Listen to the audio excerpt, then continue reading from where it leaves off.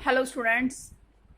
बेटा आज हम कक्षा 12वीं में अंतरा अपनी बुक से पाठ 2 गद्य खंड में जिसका नाम है सुमरिनी के मन के उसका अध्ययन करेंगे। बेटा सुमरिनी के मन के जो कि चंद्रधर शर्मा गुलेरी की 3 लघु निबंधों के माध्यम से व्यक्त किया है। इन 3 लघु निबंधों में लेखक ने चंद्रधर शर्मा गुलेरी ने अलग अलग वृत्तांतों के माध्यम से जीवन की मूल समस्याओं की ओर इशारा किया है। चंद्रधर शर्मा गुलेरी जिनका जन्म जयपुर में नई बस्ती में हुआ, इन्हें अनेक भाषाओं का ज्ञाता माना जाता है। प्राकृत, पाली, अपभ्रंश, पंजाबी, राजस्थानी, हिंदी, संस्कृत आदि कितनी ही भाषाओं का ज्ञान था। चंद्रधर शर्मा गुलेरी बेटा इनके बारे में माना जाता है कि इनकी प्रसिद्ध कहानी जो थी वो थी उसने कहा था इनके जीवन की सबसे फेमस कहानी है। इन्होंने अध्यापन का कार्य भी किया, कई वर्षों तक इन्होंने ये अध्यापन से जुड़े रहे। इनका प्रिय विषय जो है वो इतिहास और पुरातत्व रहा है, यानी पुरातत्व से संबंधित भी इन्होंने महत्वपूर्ण रचनाएं लिखने की कोशिश की है। सुमरिनी के मन के इनकी फेमस रचना है। बेटा इनका जन्म जो है वो 1883 में हुआ था और निधन जो है 1922 में हुआ था। ठीक है बेटा। अपने अंतिम दिनों में बाद में ये कुछ समय के लिए हिंदू विश्वविद्यालय में प्राचार्य के पद पर भी रहे। अध्यापन इनका मुख्य केंद्र बिंदु रहा है। यहाँ 3 लघु निबंधों में से सबसे पहला इनका लघु निबंध है जिसका नाम है बालक बच गया। इस लघु निबंध के माध्यम से लेखक ने शिक्षा को बच्चे की ज़रूरत बताया है, तो वहीं दूसरी तरफ इन्होंने कहा है कि सहज पके सो मीठो होए। इसका मतलब क्या है? शिक्षा के लिए बच्चों में रुचि पैदा करनी चाहिए, ना कि उनको ज़बरदस्ती या किसी तरह से रटने की क्षमता को विकसित करना चाहिए। लेखक ने इसी को ही व्यक्त करने की कोशिश की है। लेखक कहते हैं कि प्रधानाचार्य का 8 वर्ष का बालक था, क्योंकि लेखक एक सभा में आमंत्रित थे। वह सभा विद्यालय के वार्षिकोत्सव की थी जिसमें लेखक को भी निमंत्रण मिला था। लेखक कहते हैं कि प्रधानाचार्य का 8 वर्ष का बच्चा था जो कि बड़ा होशियार था। लोग उसे तरह तरह के प्रश्न पूछ रहे थे और वह सभी के प्रश्नों का जवाब लगातार दिए जा रहा था, चाहे वो ग्रह संबंधी हो, नक्षत्र संबंधी हो, रस संबंधी हो, गुण संबंधी हो, लक्षण संबंधी हो, या फिर हेनरी के, इंग्लैंड के राजा हेनरी के रानियों के संबंधी हो, या फिर पेशवाओं के शासनकाल संबंधी हो। हर प्रकार के प्रश्नों का वह लड़का बेहतर तरीके से जवाब दिए जा रहा था। सब उसकी तारीफ कर रहे थे। लेखक खड़ा खड़ा यह सब देख रहा था। उसकी तारीफों के पुल बंध रहे थे। लेखक सोच रहा था उसके बारे में ही कि बच्चा जो है वो कितना ज़्यादा रटन क्षमता है बच्चे की। बच्चा गर्दन को नीचे झुकाए हुए, सिर नीचे किए हुए लगातार सबके प्रश्नों के जवाब दिए जा रहा था। तभी उससे पूछा गया कि वह क्या करेगा। उसने यथासंभव रटा हुआ उत्तर ही दिया कि वह लोक सेवा करेगा। ऐसे में एक बूढ़े बुजुर्ग ने बीच में से निकलते हुए बच्चे को आशीर्वाद देते हुए कहा कि बेटा मांग क्या मांगेगा इनाम के तौर पर। वह उसकी प्रतिभा से बड़े ही प्रभावित थे। बच्चे से जब इनाम के लिए मांगा गया तो बच्चा कुछ समय के लिए सोचने लगा, सोच में पड़ गया और सोचते हुए उसके मन में जिज्ञासा उत्पन्न हुई। तभी अचानक से उसके मुंह से शब्द फूटे, लड्डू। क्योंकि लेखक कह रहे थे कि सभी सोच रहे थे कि वो कुछ ना कुछ बेहतर मांगेगा। प्रधानाचार्य और पिता सोच रहे थे, जो बाकी लोग थे वो सब सोच रहे थे कि वह किताबें मांगेगा, वह कोई ज्ञान संबंधी बातें करेगा, लेकिन उसने ऐसा कुछ भी नहीं किया और उसने लड्डू मांगे। लेखक कहते हैं कि बच्चे की यह स्वाभाविकता जो थी वह उसमें विद्यमान देखकर लेखक को कुछ राहत मिली, कुछ संतुष्टि की सांस आई कि बच्चा जो है वो अभी पूरी तरह से लोगों के बहकावे में नहीं आया है, अर्थात दूसरों के हाथों कठपुतली नहीं बनाया। अभी भी बच्चे के अंदर कुछ बाल मनोभाव अभिव्यक्त हैं, अर्थात वो अभी मौजूद है। बच्चे की अभी अपनी स्वाभाविक प्रवृत्ति जो है वो अभी शेष है, वह मिटी नहीं है बल्कि वह अभी मौजूद है। इसलिए लेखक ने बालक बच गया एक छोटे से लघु निबंध के माध्यम से बताया है कि शिक्षा जो है वह रटने से नहीं बल्कि रुचि से आती है, अर्थात उसमें रुचि होनी चाहिए। बच्चे के अंदर शिक्षा के लिए रुचि पैदा करनी चाहिए कि ना कि रटन क्षमता को ज़बरदस्ती बच्चे को यानी उम्र से पहले ही इतना ज़्यादा ज्ञान या ज़्यादा जानकारी दी जाए कि बच्चा जो है वह अपनी सहज मनोवृत्ति से अलग हो जाए।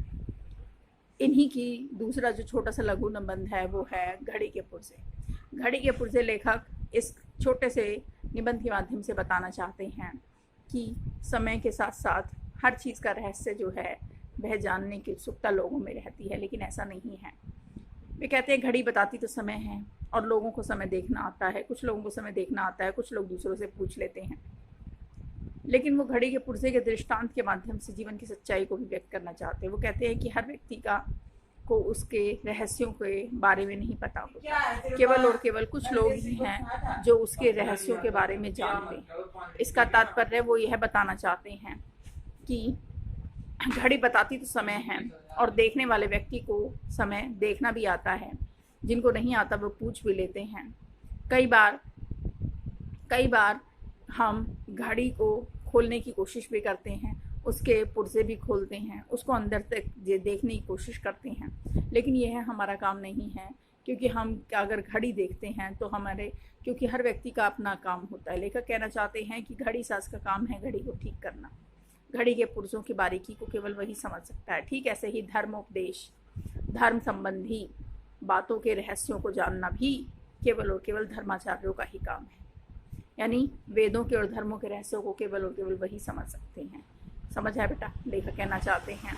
वैसे देखा जाए तो समाज में अंधविश्वासी भी बहुत हैं।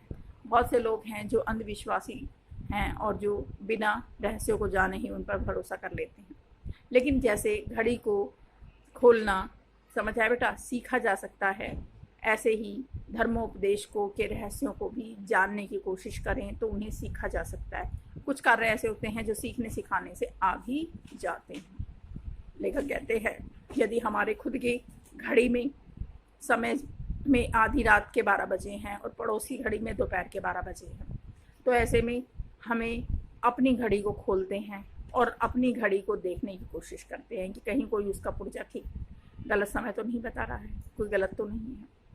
लेखक यह भी व्यक्त करना चाहते हैं, हाँ, अगर हमारे अंदर कोई कमी है तो इसका मतलब क्या है, हमें दूसरों पर भरोसा भी आंख मूंद कर नहीं कर लेना चाहिए या अपने आप को ही ठीक नहीं मान लेना चाहिए। इसका मतलब क्या है कि हमें सही समय का ज्ञान करने के लिए बाहरी परिवेश को भी देखना चाहिए। समझ आया बेटा, लेखक इस छोटे से दृष्टांत के माध्यम से जीवन की सच्चाई को व्यक्त करना चाहते हैं। जीवन की सच्चाई की ओर लेखक का इशारा है। वे बताना चाहते हैं कि जीवन में दृष्टांत भी ऐसे ही होते हैं कि हमें सदैव अपने दृष्टांतों को ही महत्व नहीं देना चाहिए या दूसरों के दृष्टांतों पर ही भरोसा नहीं करने लेना चाहिए आंख बंद करके, अपितु सच्चाई को परखना चाहिए। ठीक है, उसके लिए हमें रहस्यों को, जैसे घड़ी के पुर्जों को देखा जाता है, लेकिन उसे देखने के लिए देखने की नज़र होनी चाहिए, उसे सीखना चाहिए, समय के साथ समझना चाहिए। ठीक ऐसे ही हमें भी इन रहस्यों को जानने का प्रयास करना चाहिए। लेखक ने एक तीसरे लघु निबंध के माध्यम से भी यही व्यक्त करना चाहा है। ढेले चुन लो, ये छोटा सा लघु निबंध है बेटा लेखक का, जिसमें लेखक ने व्यक्त करा है कि परंपराओं में, आधुनिक इतिहास में, हमारे प्राचीन इतिहास में कैसे ढेलों के माध्यम से लोग जो थे वो बुद्धिमत्ता का अनुमान लगा लेते थे। शेक्सपियर के नाटक के माध्यम से भी उन्होंने यही व्यक्त करना चाहा, द मर्चेंट ऑफ वेनिस, जिसमें पोर्शिया जो है वह कैसे विवाह के लिए वर चुनती है। ठीक ऐसे ही भारतेंदु हरिश्चंद्र ने भी अपने प्रसिद्ध नाटक दुर्लभ बंधु में भी इसी प्रकार से ढेले के माध्यम, इसी प्रकार के वैदिक विवाह का वर्णन किया है। हिंदुओं में इस प्रकार के वैदिक विवाह देखने को मिलते हैं। ये अंधविश्वास हैं। कैसे अंधविश्वास में हम पत्थरों पर भरोसा करके अपना फ्यूचर जो है, अपना भविष्य जो है, उनके हाथों की कठपुतली समझ लेते हैं। लेखक ने भी ऐसा ही किया है। लेखक यहाँ पर यही बताना चाहते हैं कि ढेले जो थे उनके हिसाब से पहले वेदों के समय में, वैदिक काल में विवाह होते थे, वो लड़की के सामने ढेले रख दिए जाते थे। ये 7, 5, 4 अलग अलग होते थे, अलग अलग क्षेत्र के हिसाब से, अलग अलग विश्वास मत के हिसाब से होते थे, जिसमें लड़कियां जो थी वो उन ढेलों को उठाकर ही वर का चुनाव करती थी। लड़का आता था, वर आता था और ढेले उसके सम्मुख रख दी जाती। ये ढेले यज्ञ के, शमशान के, खेत के और तरह तरह की मिट्टी के, ठीक है बेटा, ये ढेले होते थे, जिनमें से लड़की जिस तरह का ढेला चुनती थी उसी तरह से उसके ढेले के हिसाब से उसकी बुद्धिमानी का परिचय मिलता था। यज्ञ की पवित्र अग्नि का, यज्ञ की पवित्र भूमि का ढेला चुनने पर ही विवाह होता था, संपन्न होता था।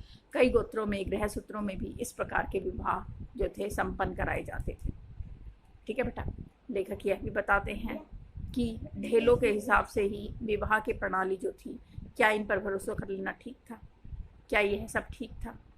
लेखक इसके माध्यम से व्यंग्य भी कर रहे हैं। अगर इस पर भरोसा कर लेना ठीक था, यानी हमारा फ्यूचर अगर इन्हीं पर है, तो इसीलिए शायद आज लोग शनिचर, बृहस्पति और ना जाने कितने ही ग्रहों पर अपना भविष्य जो है वह दांव पर लगाए बैठे हैं।